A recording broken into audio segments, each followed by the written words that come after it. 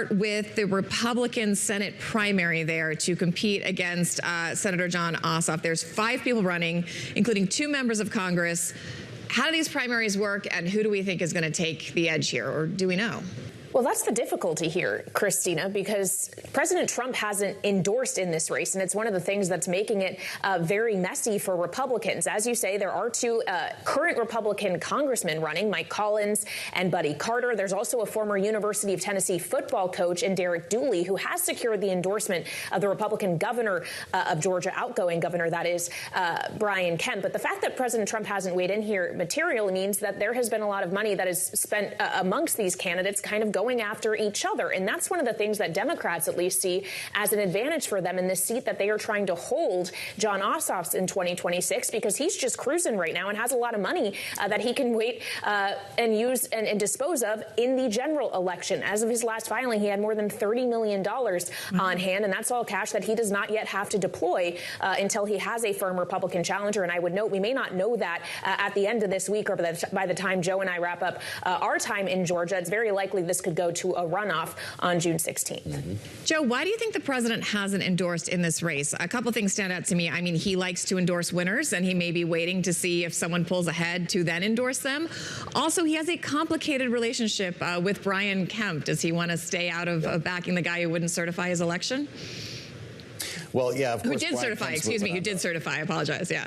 Yeah, exactly. Well, but this isn't the only race. We're actually looking at Texas as well, Christina, where we have not seen the president weigh in on another one that's going to a runoff, including an incumbent Republican Senator, John Cornyn, who could have been the majority leader at one point in time. So he's picking his battles sometimes in strange places, and I'll remind you that sometimes he likes to endorse both candidates. Maybe tonight, maybe Monday night, we'll see the president weigh in. And it may or may not matter in this particular case. And I'll remind everybody, if you keep your eyes on the race for Senate, he's got for governor rather, an old foe in Brad Raffensperger, famously on the perfect phone call in which the president asked him to find enough votes to win the state. He's still in the mix in Georgia. We're going to try to find him while we're there. We're talking about Louisiana. We're talking about Georgia, where you guys are headed. The others have flown slightly more under the radar. Are there any other races that you're watching particularly? And are there any other races where you're seeing this play out again, where Trump has not endorsed in places you expect that he would have?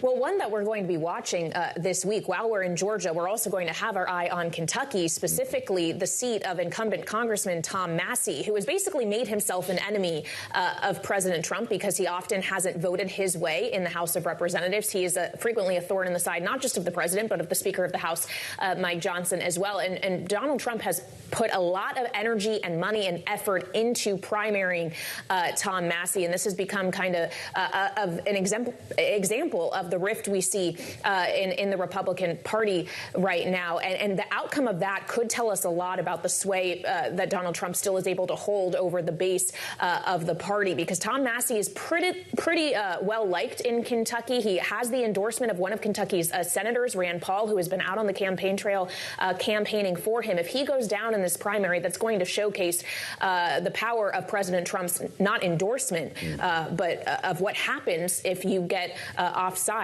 with the White House. Of course, he did endorse in the governor's race in Georgia, and that's one thing that we should point out. It's an instance in the Lieutenant Governor Burt Jones, total and complete unyielding endorsement, as the president said on Truth Social, is now falling behind a healthcare CEO by the name of Rick Jackson. So that's something that we're going to look at pretty closely. If you want to get your head around this, though, Kailey framed the Senate race really well. They both have something in common, in that there are massive fields of candidates on at least one side.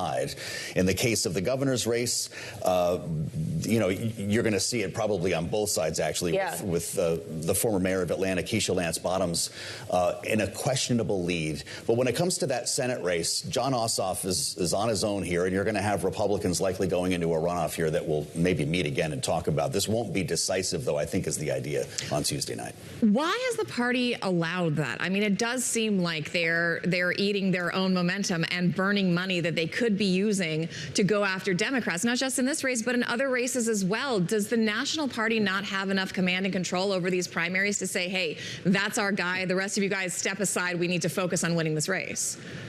Well, I think it's a question of how we're defining the party here, Christina, if it's a matter of the party or the president. Because you take a look at Texas, which Joe mentioned, President Trump has not endorsed, and Republicans have had to spend a lot of money protecting or trying to protect the incumbent Senator John Cornyn. That is what the NRSC wants, is Cornyn to be the one who faces James Tallarico in the general election. And Senate leadership and leadership at the NRSC has made it clear that that is their guy. The problem is President Trump has not made him his guy. He doesn't necessarily come out in favor of John Cornyn, even though he also hasn't endorsed Ken Paxton, Texas's attorney general. So there's obviously a massive question as to how the president and party leadership elsewhere is lined up on this, and whether or not they are deploying capital in a smart way, keeping in mind it was, what, $13 million spent just to unseat state senators in Indiana? I mean, that's crazy. Who didn't go along with redistricting. Yeah, we have to keep these figures in mind. Well, it's a message to a lot of Republicans out there. They're very aware of what happened in Indiana, and as we continue this effort to redistrict, now we're rolling through South Carolina. And Georgia. We could add other seats. Yes, and by the way, Georgia, that is going to be a big story while we're there.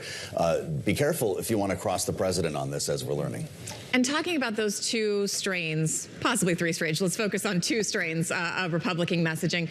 We had the chair of the RNC on our show last week, and we were going through some of these polls that show Republicans are losing ground when asked if Americans have confidence in them handling the economy, handling affordability, handling Iran. And we said, are you advising candidates going into the midterms to distance himself from the president? He said, no, we are embracing the president fully. We are running towards the most successful administration in history.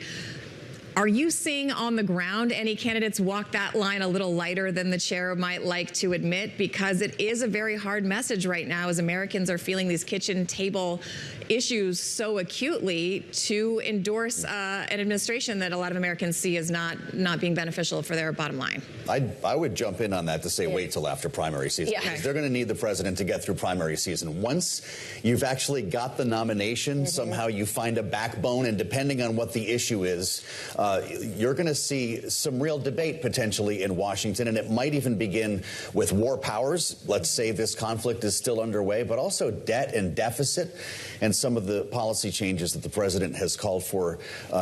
Kailey, once we get into the race for the general election, everybody's running to the middle. This could feel different, right? Yeah, general election politics are very different, and that may be why in some ways you already are starting to see a little bit more resistance to things President Trump is pushing for on Capitol Hill, whether it be a federal gas tax holiday, which the president has suggested that he's wanted and received somewhat of a cool welcome, or housing affordability legislation that the House is trying to change the Senate's version. It's unclear how that's going to go forward. So you are starting to see, Christina, to your question, some of the distancing emerge, maybe, but Joe makes an excellent point that the closer we get to the election, it's more likely you will see more of it. Geography plays into it, too. Obviously, Christine, if you're talking to a New York Republican, they're going to give you a pretty different answer than a Georgia Republican. Fair enough. And geography will, of course, be playing a role in your show as Joel and Kailey go on the road for Balance of Power this week, live from Georgia. Thank you both so much.